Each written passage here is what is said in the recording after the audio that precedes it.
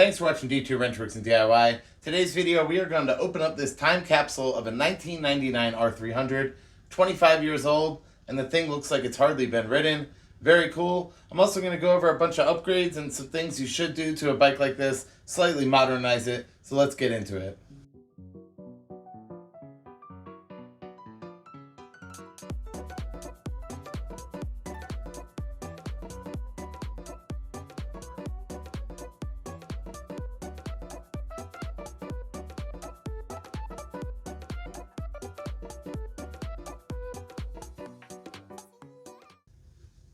Alright, first things first, let's get into the R300. In 1999, this is actually at the bottom of the catalog, no joke, the cheapest, most affordable road bike you could get. Shockingly, a lot better than what you can find at the bottom of the market in 2020 and 2023.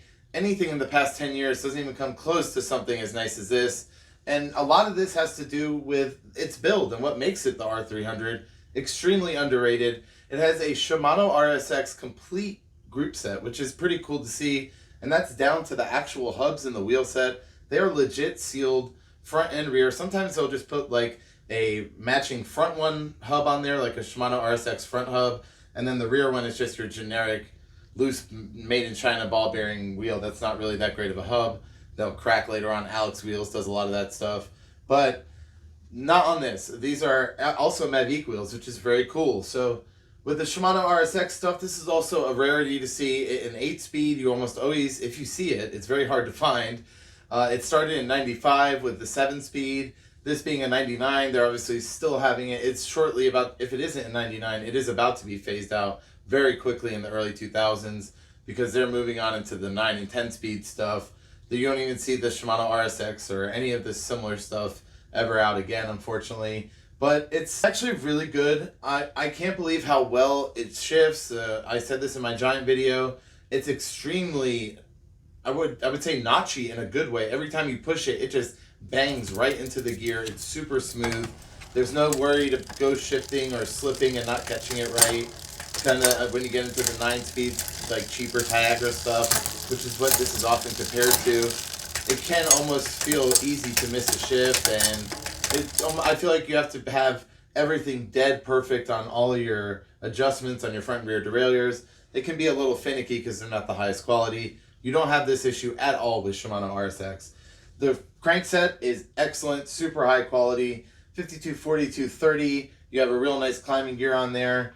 The chain rings are not cheap aluminum. Everything on this is original and nothing has any waviness to it. The wear is, I mean, this bike has very low miles, but has good quality all over. It's not very cheap where it wears out because it's crap.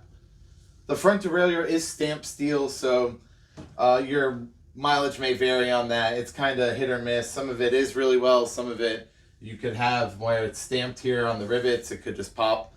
It is a high mount. That's one thing I do like.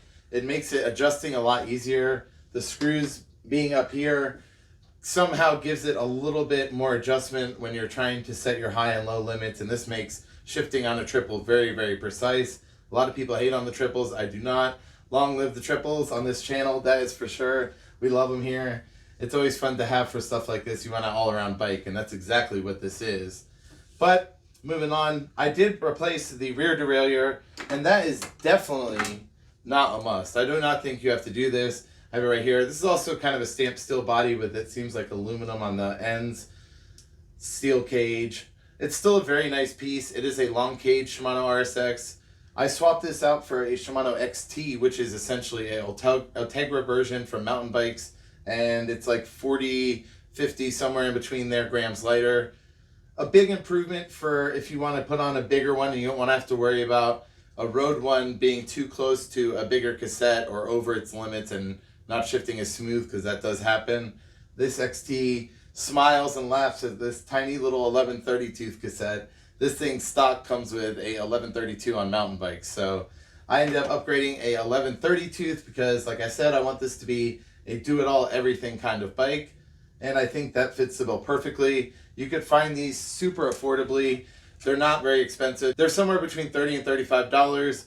You could find another brand, Altus brand I've bought before too. They're black, which kind of have to deal with the paint wearing off and then getting rusty. It's kind of annoying because it's cheaper steel, but if you want one of them, they're under 20 bucks too. Front and rear, we have Shimano RSX brakes as well. These are actually 50 grams heavier than your Shimano Ultegra 6500s, which actually I love. I put on all my budget builds. They're actually on a titanium bike build I just did recently. It's a very good quality group set, so this is an excellent marker to compare it to. Because like I said, a lot of people compare RSX to Tiagra, and I really don't think that's very fair. I would say it's somewhere in between 105 and Tiagra, compared to, 9-speed older Tiagra, of course. The brakes are actually really nice. I don't often leave these mono black brake pads on here, but Shimano still sells them new. I'll have all links to description and all this stuff. It's surprising how good the camber design on the arms are, and it actually locks onto the pad really well, so adjusting it's super easy, and the toe sits almost perfect every time. You can easily upgrade them to a cartridge style, which has one that slides in and you have your actual brake shoe that sits in there. But it's a little cheaper if you're staying on a budget, and it's just kind of the theme of the build. I honestly wanted to stay true to that. We don't really need to throw a ton of money at a bike like this to make it good. It's just really about keeping the heart of the restoration to, a budget bike. That's the way it was sold, and I think I fit the bill perfectly here. Of course, as you'll see here shortly, we put a gold chain on here. Of course, we did the gold chain mafia. You ain't got a gold chain, you ain't in the gang. That's just how it is. Everybody knows that on this channel. One thing I didn't want to forget about our shifters, I did say they're very nice, but you do, if you ever find something like this, don't be surprised if you touch it and the shifters just ghost. They don't click or move or anything, they just flop around. There's terrible peanut butter-like substance inside of them once you pull the dust covers off. And you'll see here the pictures I've included me cleaning them. Quite a mess getting it out and re-lubricating them. I have a whole video on that you could check out as well. It's a must to save these shifters and bring them back to life, which I gladly did, but yeah, the original Shimano grease in there is quite a mess and will gum up the shifter and you'll think it's broken. Don't throw them away. They're actually worth a lot of money fixed on eBay. Even if you wanted to upgrade it, you did the process I mentioned, you could sell them for quite a good bit of money, 7 or 8 speed. All right, so let's talk about a few little things I do think that you must need to do if you're asking me. This will help with the stiffness greatly, adjusting your cockpit. This is the smaller Coda 600 or 700 bars that came on this. These are just your cheaper 90s aluminum bars, nothing fancy. Kind of a D-shaped drop, a little shallow and not that far out. A good fit for this, honestly. So I wanted to make sure to stick to that for geometry's sake. But the diameter is, if you're a bigger guy like me or you like having more grip, a smaller diameter, older set of bars isn't going to help you very much. I put a nicer 6061 series. I'm sure this is probably 6000 series aluminum. So I put a nicer 6061 series. This is from my titanium bike. They're thicker, 31.8. You could get these. They're basically your modern generic aluminum bars, but they do have the economic shape or ergonomic shape to it that a lot of people like. I do like it as well. One more thing we also do, you'll notice we no longer have a normal quill stem the bike came with originally. I actually put this on an older Cannondale, so that was a cool little upgrade for that. So I had the chance to slap a Uno stem on here. These are very cheap, 25 bucks or so. And this is a threadless quill stem converter. You could get this for under $12. So for about $35, you could have the ability to adjust it however you want. The other one was quite small, and it had basically a completely horizontal, like 90 degree. So this gives you a little more upright angle and a little more up and down adjustability. And this is very, very cheap to get this going. If you like having your seat and you ride it and you plan on locking up your bike ever, I would get rid of this immediately. So we went ahead, we went ahead and did that. I put on actually this came off of a Cannondale that I had earlier as well. So a newer one, another pass me down, good little upgrade. Just anything that has a typical bolt-on will work. I'll have the link to the size for this in the description if you have a Cannondale and you want to make this upgrade as well. Lastly, as far as our build goes, we have a Cannondale Caad2 seat post. This is just, again, a nicer aluminum upgrade. You don't need to have big money in carbon handlebars or carbon seat post to have a super nice lightweight ride. Just get some nice, good quality aluminum. And I think this dropped about 40 grams off of the stock seat post alone, and actually ended up putting that on a Silk Road. And we completed this with a WTB saddle I had sitting around, luckily. Unfortunately, you might not have something like that, so this is a great option for your classic vintage road bikes. Retrospec sells this. I'm actually going to be using this in a lot of my future builds because I really like how they look, and the white kind of classes up almost every build.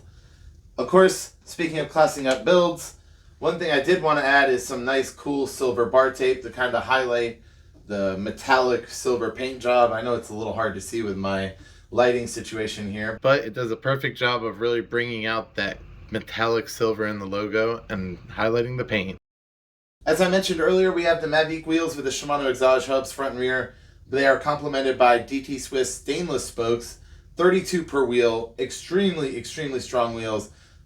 High level training wheels, I would say. Basically, they'll last you forever, but they are going to be a little heavy, probably 19 to 2,000 grams, somewhere around there, what you expect for a bike like this. Meaning you could get it below 20 pounds, very likely, with a good set of Ultegra and Mavic wheels. So that's always a good upgrade. I mentioned some Open Pros, 1,700 grams, maybe target that, get a big weight drop. Another cool thing too, high quality Tange headset on there, super easy to service, also sealed, which brings me to the very end of what I didn't like on the build. I did have one more slight complaint. This is a cheap Shimano bottom bracket that actually you rarely hear of. And I did take the moment, you can upgrade this with a Shimano XT. If you can't find these on eBay, don't worry about it. I'm lucky I just had this from a mountain bike build I did a video on you could check out. So I got kind of lucky there, kind of how I got, actually the derailleur came off of that bike as well. But Origin 8 has a really nice one, even better than this actually, brand new, and it's around $40. So if you ever did get this, and I mean, I'm lucky the bottom bracket's still brand new because the bike has no miles, but if you get one and it is a little beat up, or you're building up this exact style Cannondale frame, which a lot of people are because there are always frames sitting around, then yeah, that's a definite route to go down. No problem with square tapers at all. I think they do the job perfectly, so I want to stick with that, and that's why I got this. So perfect for the budget. I did slightly mention the pedals and all that and the weight. It has some very cool Welgo pedals. They have Shimano 105 has a very sought after vintage pedal that's triangular shaped.